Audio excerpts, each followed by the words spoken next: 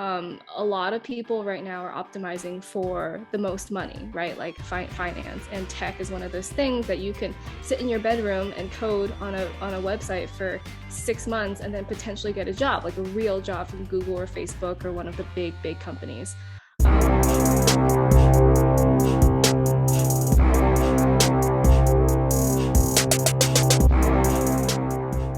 Welcome to the All the Hats We Wear podcast. This show will teach you the time management skills you need to live your life like it's a masterpiece. You're going to learn a completely unique and innovative approach to managing your crazy busy life. I'm a musician, so you're going to learn a musician's creative and intuitive system for productivity and work-life balance.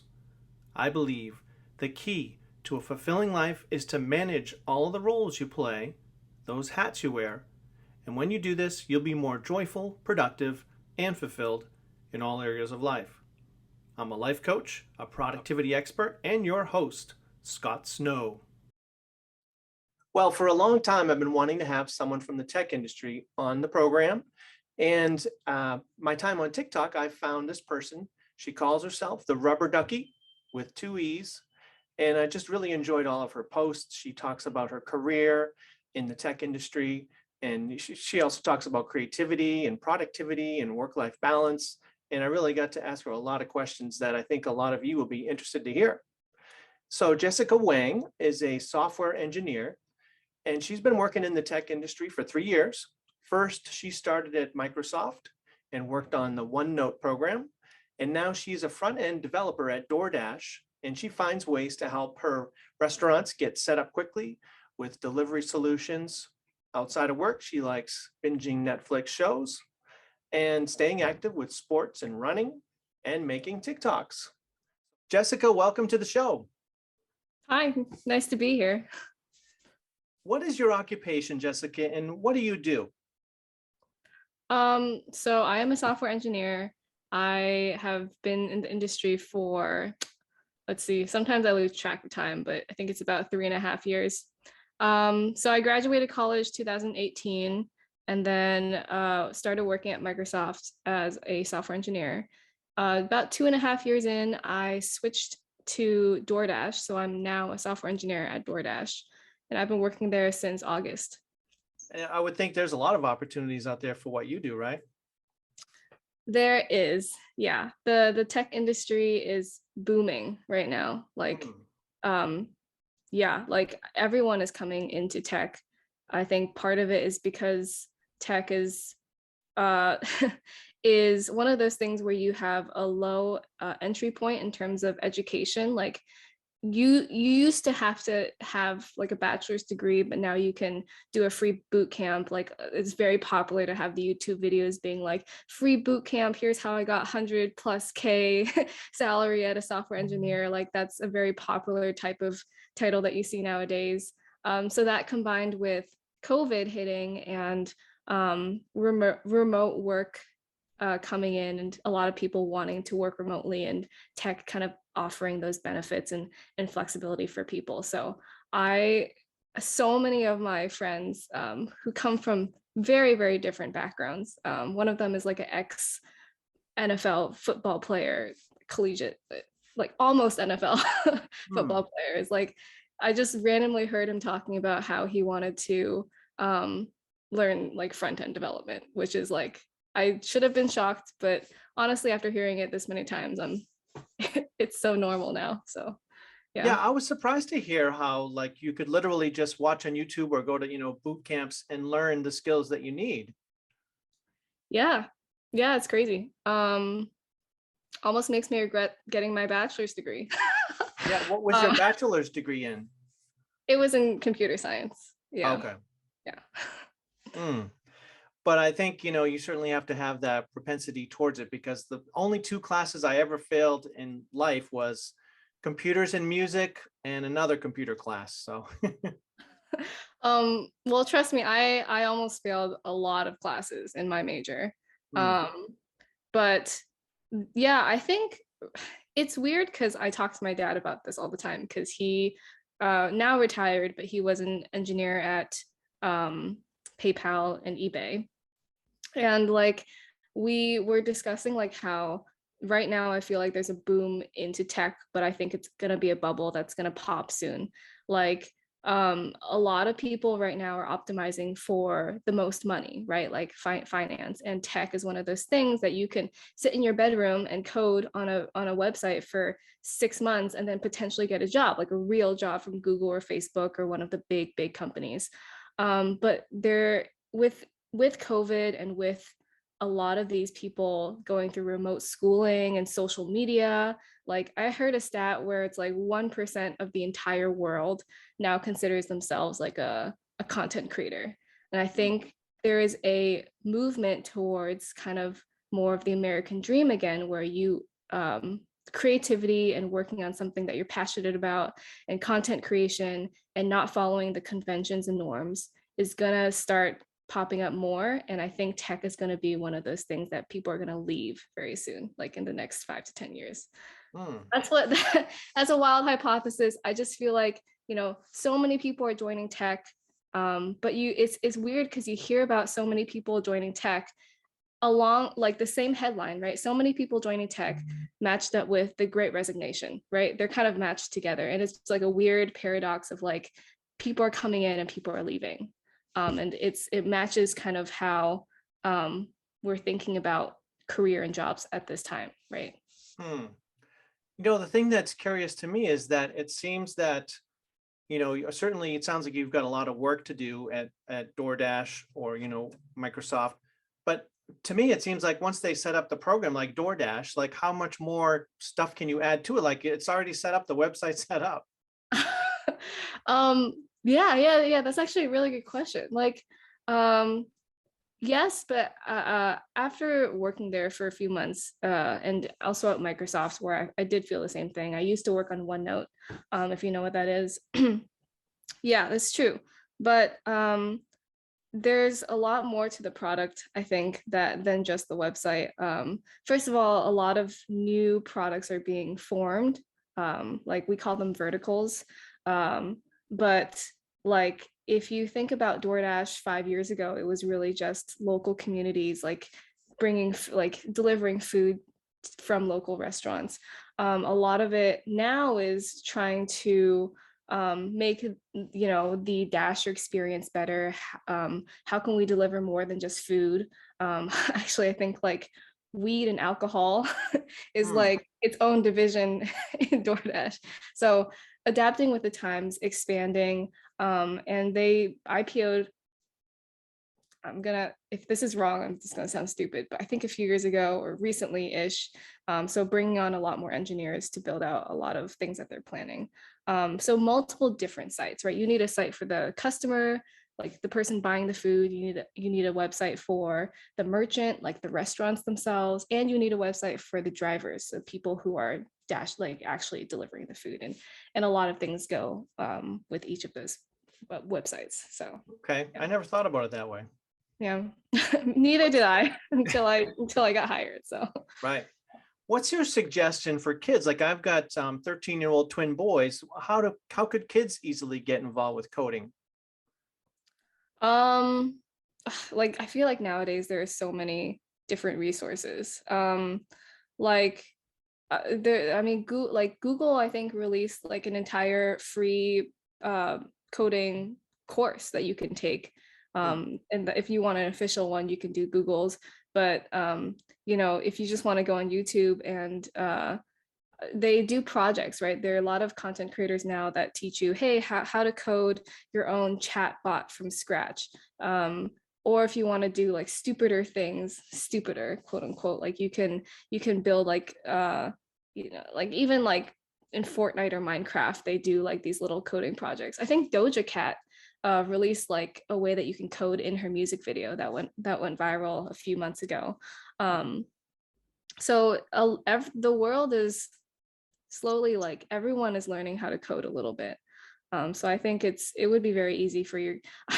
I actually taught, I don't know where you are. I don't know if you're in the Bay Area or Massachusetts. You're in Massachusetts, so not the Bay Area. But I used to teach a camp in the Bay Area where parents would send their like 6-year-old kids to coding camp, where I taught them like Python, and C++, which is insane because they were 6 years old. Mm, So it's a thing for kids to learn early. I think it's like the new like becoming a doctor, becoming a lawyer, right? Like people want their kids to become an engineer because they know it's a good future for them. right. So What's the beginning level? Is there a base level program to use?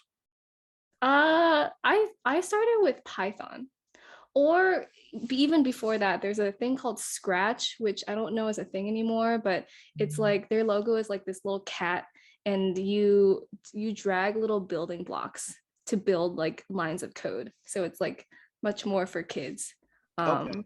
But there must be some other version of it now. I'm sure like I'm old, Yeah. like, languages, like different languages come and go. I feel like, I talk to my coworkers and they're like talking about like Fortran and a bunch of other old languages that no one uses anymore. So um, I would say Python is the easiest to start with, and it's more about learning the concepts behind coding more so than language specific things. Yeah. Okay. Yeah, I've got one son who only really cares about basketball and Steph Curry, and Yeah. the other one, is into like robotics class and that sort of thing. So, okay, good. Yeah.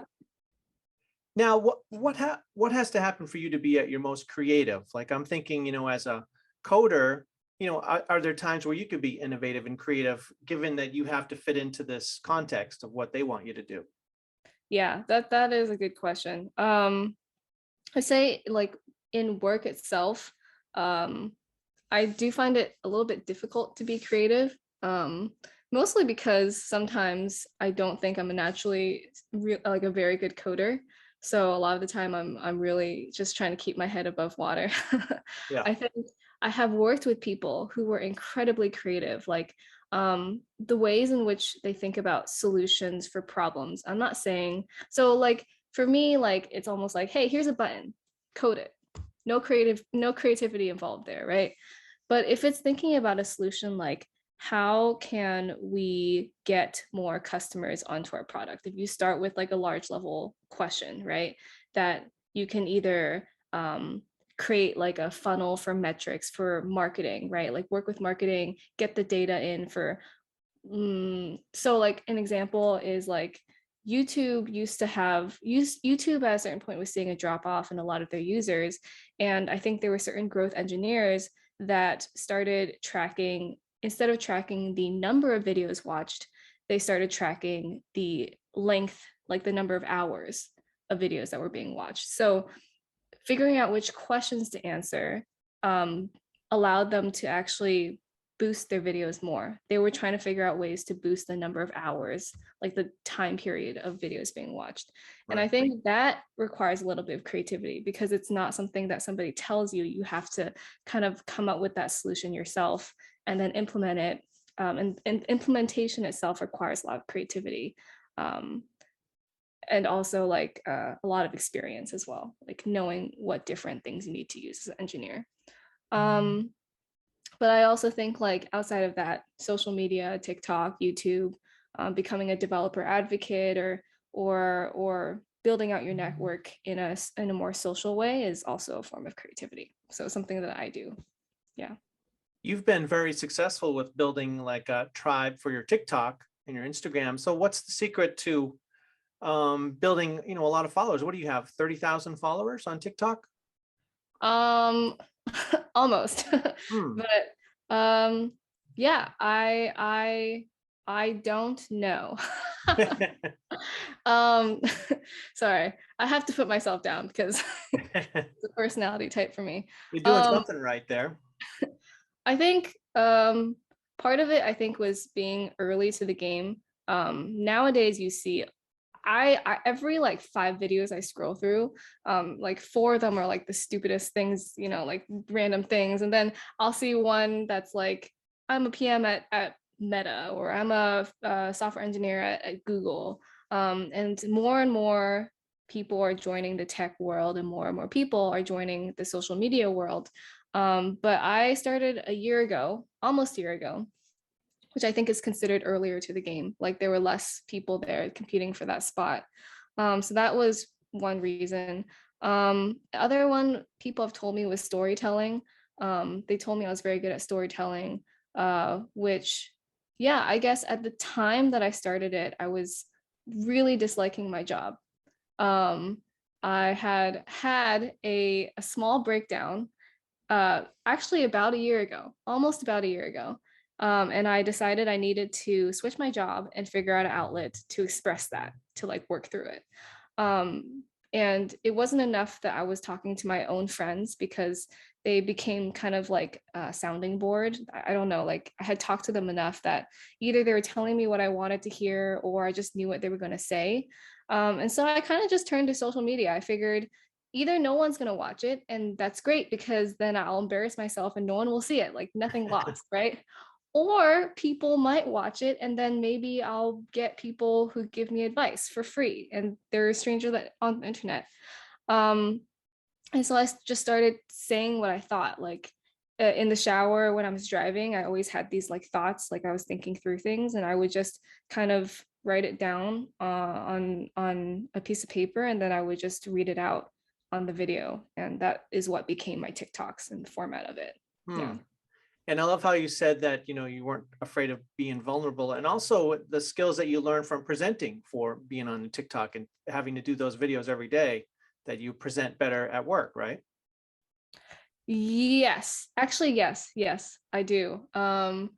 I still have a lot of problems presenting, but this process of thinking out my thoughts by writing it out and then being able to speak it out after writing it out, like from brain to Google Doc to speaking on camera, like that process seems pretty like self-explanatory, but it took a lot of practice to get it feeling organic.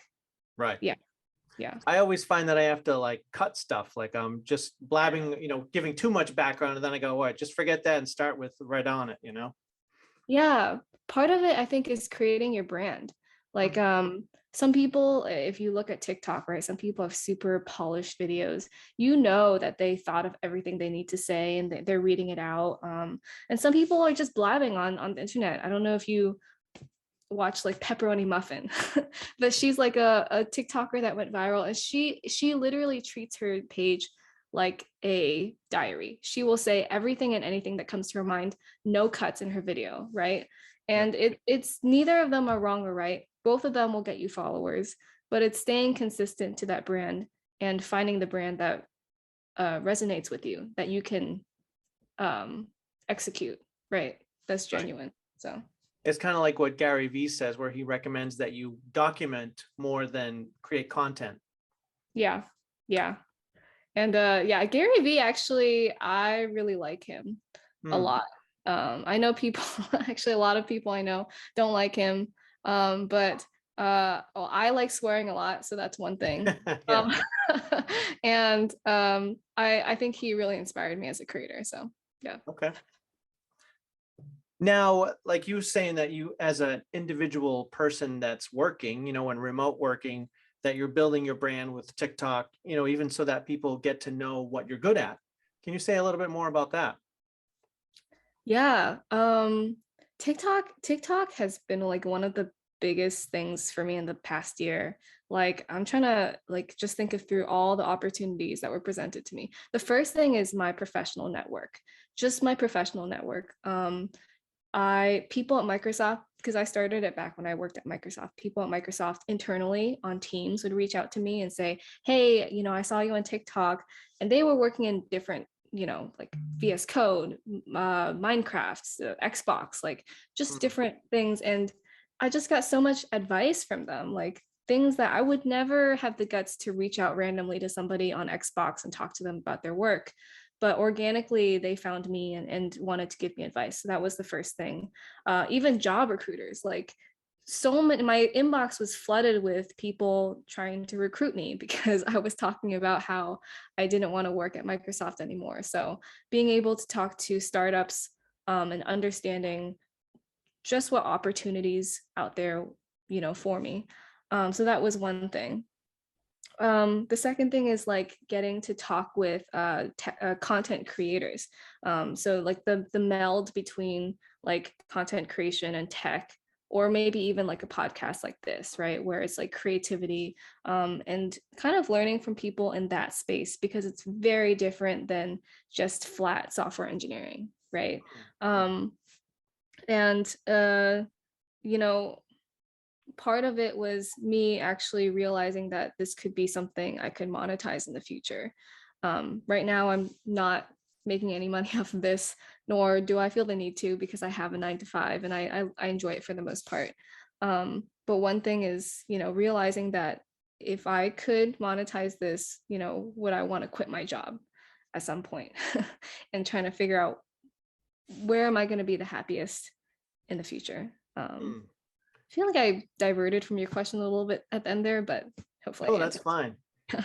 It's funny because we forget these numbers, if it's even if it's 28,000 people that are following you, that, that's a whole, that's the Seattle Supersonics game, like that's a pro sports game that all those people, like, you just forget, like you see it in, in your TikTok, but you're like, okay, well, that's a number. Yeah, yeah, it's And that's people when they're at their most comfortable too. They're, sitting on their bed under a blanket and chilling out, and like they're open, and like it's not like you're trying to get someone's ear while they're running down the hall, at work. yeah, it's a weird amount of power. You're right. I love your name, Rubber Ducky. Can you tell us about the importance of a designer in terms of talking to an inanimate object? I love that idea. Oh my gosh, yes.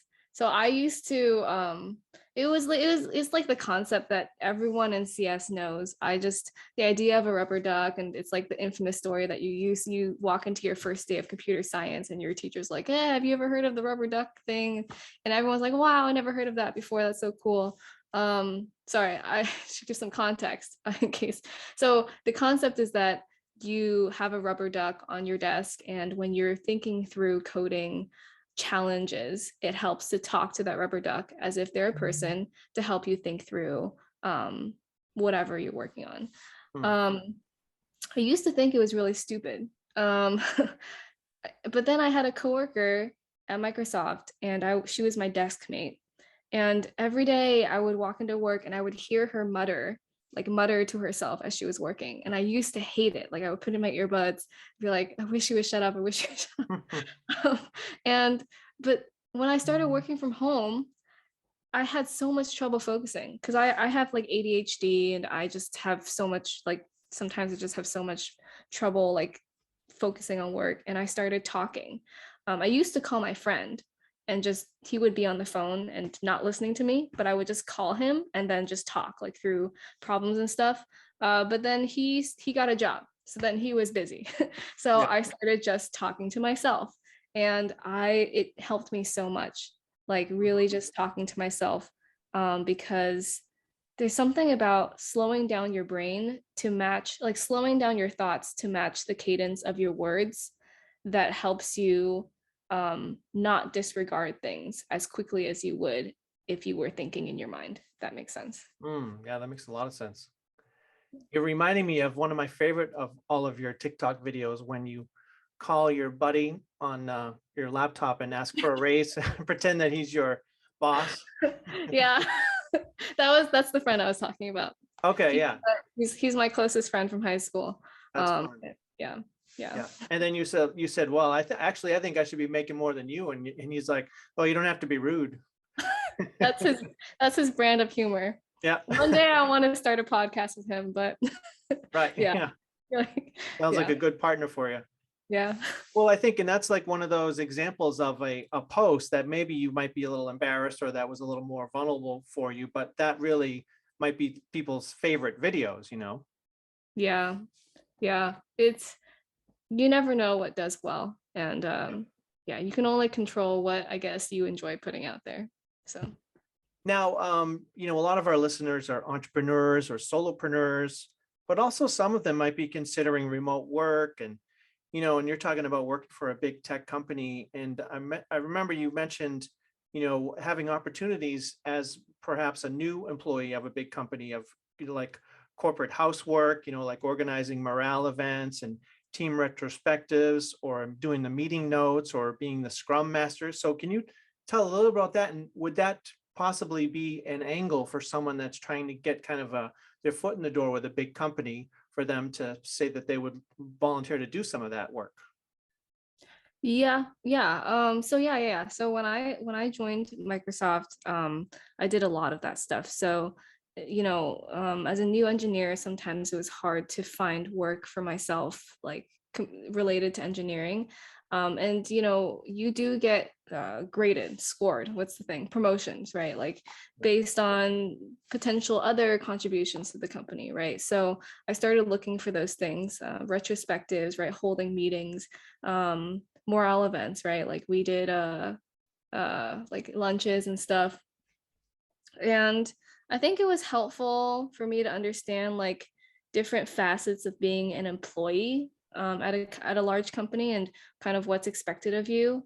But also it's like a double-edged sword. Like you could also be considered and this is maybe something that if you're a woman or something, this could be slightly more skewed that way, where um what's the word, it's there's a phrase for it, and I went to a seminar about it. I totally forgot what the phrase is, but it's oh, was it housekeeping? You said that, right?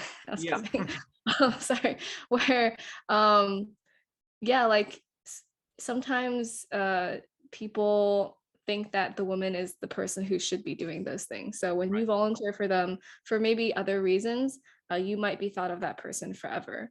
Actually, I'm grappling with that right now at my current job, DoorDash, where I do want to find ways to contribute to the team. But right now, my manager's looking for somebody to lead our Friday gaming sessions. And it's almost weird because I would like to step up and do it, but I also don't want to be seen as the person who is fun, like whose responsibility it is to like organize fun things for people, right? Right. It might take away from the seriousness of your engineering work. Right. So yeah, it's actually something I'm deciding on right now if I want to start doing that. Hmm. So yeah. Yeah, it's kind of a double-edged sword, huh? Yeah.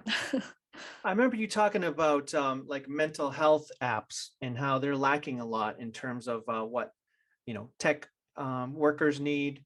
Can you say a little bit about that? Yeah. Yeah, I don't I don't know how I feel about mental health apps. I think for any app that or anything where you need to change your habit. So like whether it's like taking care of your mental health or eating better, there are definitely a lot of apps that claim to do that for you. Um, but I have personally never actually like reaped any reward from them. Actually, I just got like I saw this ad for Weight Watchers the other day on TV, and I've been trying to watch my diet more this year, so I signed up for it, and then I didn't use it for like 2 weeks, so I tried to cancel it, and they charged me a $70 early cancellation fee. So I I was very angry about that. And I just have this like feeling that every app I've ever tried to like change a habit, I just can't bring myself to use it. I feel like almost writing on paper or a notepad or something and just documenting it myself or almost taking control of it myself has been more helpful than any app. I don't know. Hmm. I'm sure it's different for other people. I mean, there's probably reasons why some of these apps are successful. I mean, Weight Watchers is pretty successful. Yeah. But yeah, um, I can't justify spending money on them. And So it's interesting coming from a tech person too, that you want that sensory, writing on your own and that sort of thing. yeah, yeah.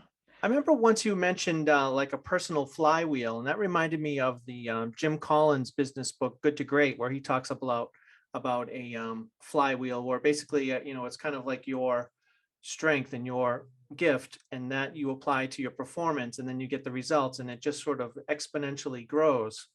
What was your take on the personal flywheel? I think it's a really good thing to have, but hard to set up. Like this TikTok thing that I do is like half of a personal flywheel. Like I've reaped some rewards from it. The network, like posting a TikTok video, having people in tech see it and reach out to you, and being able to even potentially get a new job from it, or offers for a job. That's a flywheel. I know people with slightly bigger versions of that where, they post a TikTok and they can monetize that TikTok, or that TikTok turns into requests for a YouTube video, or they sell like data spreadsheets, or they sell their resume of how they got into Google. And that is a bigger flywheel because it there's more that goes into it, but it all feeds into each other. Hmm.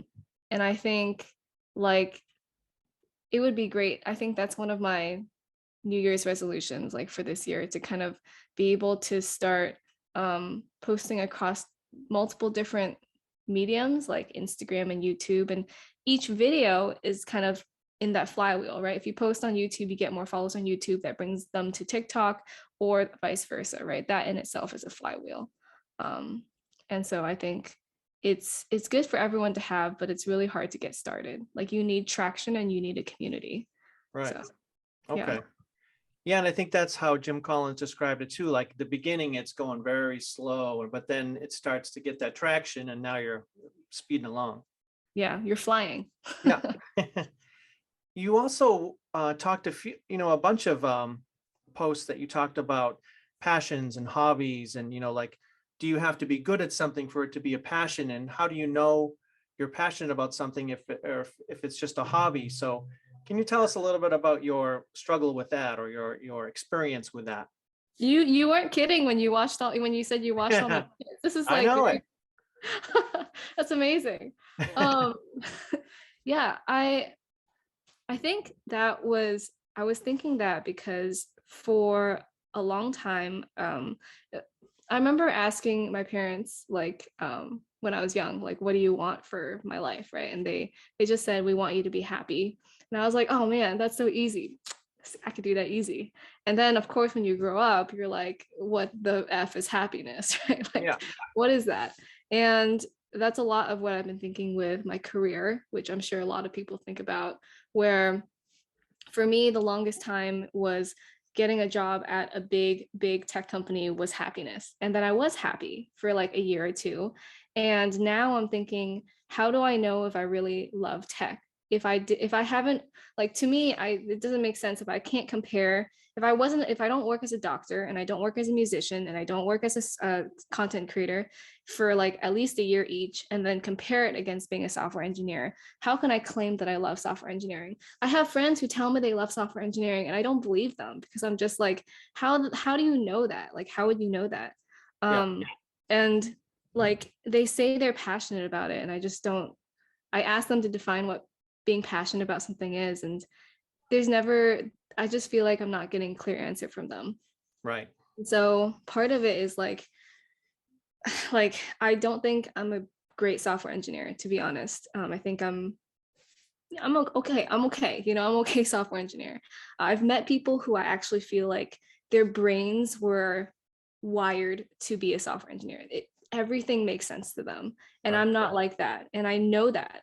So in that sense, like, how do I know if I'm passionate as a software engineer? Um, I love filming, but I'm not good at filming. Like, should I say I'm passionate about filming if I'm not good at it? Or should I become good at it before I can say it's a passion? These are all questions I'm having, and it's part of me trying to think of what I want to do in the next 5-10 years. So Right. yeah, just a lot of questions. Yeah, you're asking a lot of big questions. Yeah, I feel like everyone is kind of going through that right now. Yeah. Yeah. I've always felt that, it really wasn't until I started to want to create my own book and my own business and my own system that I really started to clue into that having a passion. Because in a way, it seems for me, I know that I have a passion and a purpose when everything I do is kind of filters through that, like this idea of all the hats we wear. When I read the paper, I just think about that. Like this is article about the mayor of Boston and how she plans her day, and that I just see that through a filter of what I'm trying to do. And for me, that seems to fit well with being, my purpose and passion. But I think if I was working for another company, it would be harder to see beyond what I was doing. And I don't think that would be very passionate for me, but maybe Yeah. it's different for everyone's experience, Yeah. Sometimes something that I do is pretend like I'm talking to a really young kid. Actually, I have to pretend to do that. Maybe you don't have to pretend to do that because you have kids. I want to get Um, away from them. but like you know how that thing that kids do when they're like, but why? But why? Right? Like Mm, the sky is blue, but why is it blue? Right? right. Um, and so like if I went down that kind of line of thinking is like, I want to be happy. How do I be happy? By doing something I'm passionate about. Is the current thing that you're doing something you're passionate about? Don't think so. What are you passionate about? Potentially content creation and filming. Okay, so why don't you just do that? I don't know. Like, if that's what's going to make you happy, why don't you just quit right now? Like, do you think you could be successful if you spent 5 years doing that? Yeah, I do. So why not just do it? Like, it's sometimes I pretend I'm talking to a little kid, and the way that I am living my life now doesn't actually make sense if we Right. were just to follow that logic. So a lot of it is working through your own fears and what's preventing you from doing things. Mm, So, yeah. yeah. Well said. Well, I've just got a couple questions left here. Besides your occupation, what are some of the other hats that you wear? Football fan. Mhm. And player, football fan and player. I love sports. Like I think that's my big thing. So I play a lot of tennis, frisbee, softball, badminton, flag football, basketball, um, really anything else that can be done except for swimming. I would probably drown if I tried swimming. Um, uh, um, yeah, content creation is another one, like filming, content creation, and um, yeah, and big TV addict person. Like, Okay. yeah, watch a lot of TV. Yeah. Good. Well, as a Patriots fan, I'm wondering what happened with Seattle at that Super Bowl. Yeah. You We had don't it in the talk bag. about it. Yeah. Yeah. So close. I'm surprised that Pete Carroll's still there, actually, after that. Yeah, I don't know. I'm really interested to see what happens with Russell and Pete like in the next year. And like every year I feel like there's rumors that Russell's gonna leave the Seahawks, and there's like always these like, oh, like they had beef and they're fighting at each other now. Um but yeah, I'm curious what they're gonna switch up for the next year. But it's always fun to see. I think this year I started learning a lot more about like actual defensive and offensive strategy. Yeah. So that's been really fun to like actually watch the games instead of watching as a fan, kind of looking at the Seahawks as a whole and being like, what are their strengths like actually like strategically, you know? So Yeah. that's been interesting. Yeah. No, that was one of the things I was most fascinated with your TikTok videos was, your football schematics and schemes and, plays. And not because, I guess just because like if you're a software engineer, like I wonder like how does that relate, or like what's the connection there, or like that's so strange to me, for you to have those two things going on at the same time. It's fascinating. Yeah, I think relating back to what I said about more and more people joining the tech industry, I think before there's a stereotype of software engineers being like, computers, like sweatshirts and sweatpants and don't exercise, like, and smell bad. I don't know what the stereotype is, like math, right? Yeah. Um, and now with more people joining tech, it's insane, like the diversity that like I remember there was a welcome email for an engineer that just joined, and she was like an extra in like Hamilton on Broadway or something. I forget what it was. And they're just like insane stories from engineers who honestly I feel like engineering is just the thing that pays the bills. But they are whole like 100% people outside of that. So Yeah. to me, it's actually not as weird. Football and software engineering, it's just I'm a full human being outside of coding. So Yeah. yeah. That's great. No, I guess I wondered like, well, maybe that could be like a new approach to programming, like, or coding of like this, with these routes and, the different, maybe that's would be some kind of innovation or breakthrough or a different way of thinking at it. You ever watch Moneyball? Oh, with Brad Pitt? Yep. Yeah. Yes, I have seen that.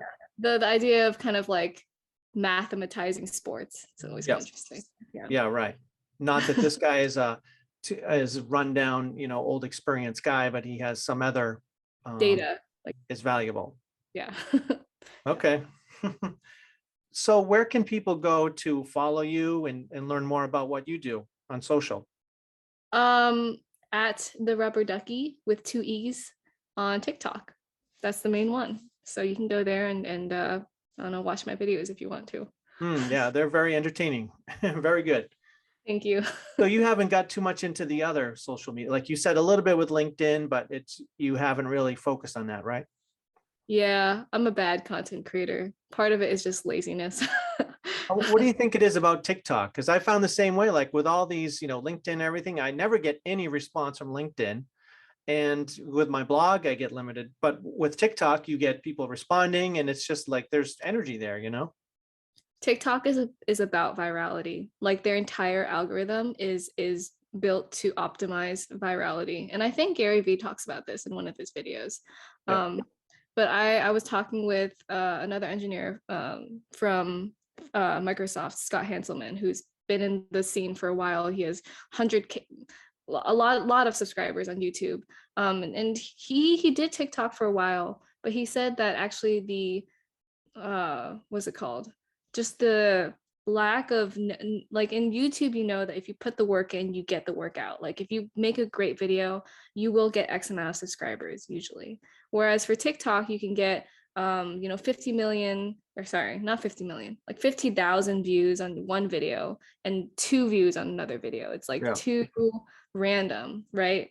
But for small content creators like me, people who are just breaking into the scene, I think TikTok is the best way to go, because if you get one viral video, that's how you get like 5,000 subscribers. That's not exaggeration. Like I think my first viral, like popular video, I got like 4,000 followers. So Yeah. it's, yeah. And that's not possible on any other app.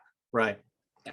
Well, it's funny. My son has a couple of TikTok accounts, and he was viral on one of them. He got like 400,000 views on something where it's like a mini hoop, where he's got the hoop that goes on the door jamb, and he just jumps on a treadmill, trampoline, and then does a dunk, and he had 400,000. That's amazing. Like, Yeah. That's the power of TikTok. Yeah. Right. Yeah. And I'm curious that you haven't done much with Instagram, because I think similarly with Reels, I've found you put up a 30-second reel and sometimes you'll get 5,000 views or, 1,200 views for a reel. Yeah. That's me literally just being too lazy to take the video I just made and put it on Instagram. Yeah. Well, I've heard that it's not good to have the logo, that, the logo stamp of TikTok and have it on Instagram. Yeah, but I edit all my videos outside of TikTok. So I literally could do that. Yeah. 5 seconds extra. Yeah. I'm just really stupid. What program do you use for video editing? It's something called Splice. You do have to pay like a couple dollar subscription per month, or you buy the yearly one for a package. But it's basically like iMovie on your phone, and I love it. I love it so much. Yeah. And you can edit like vertically, not the landscape, right? It even gives you options for like TikTok, Instagram, YouTube, and a bunch of other different social media platforms. It automatically crops them to that dimension based on what you choose. So it's meant for content creators who want to cross post across different platforms. Do you edit on your phone or your computer? Phone. Yeah. Okay. Good. Well, my final question, Jessica, and this has been a great pleasure. What's one action our listeners can take to be more fulfilled? Oh, that's such a hard question. How would you answer that?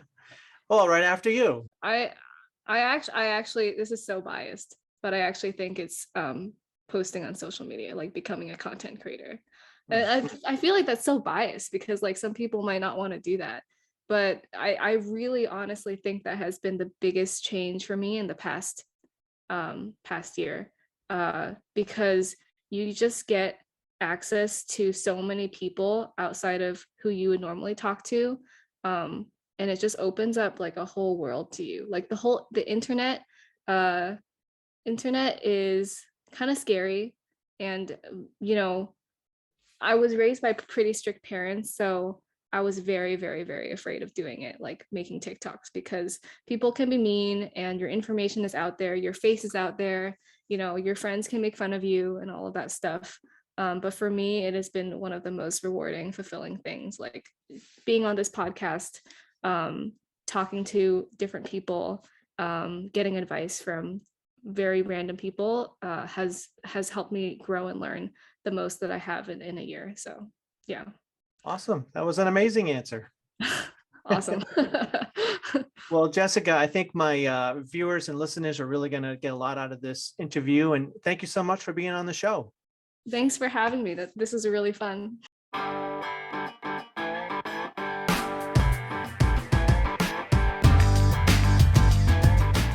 Visit allthehatswewear.com for more information on how we can help you and your team be more productive and have better work-life balance. We offer coaching, trainings, and workshops that'll empower you to be more joyful, productive, and fulfilled in all areas of life. Visit allthehatswewear.com.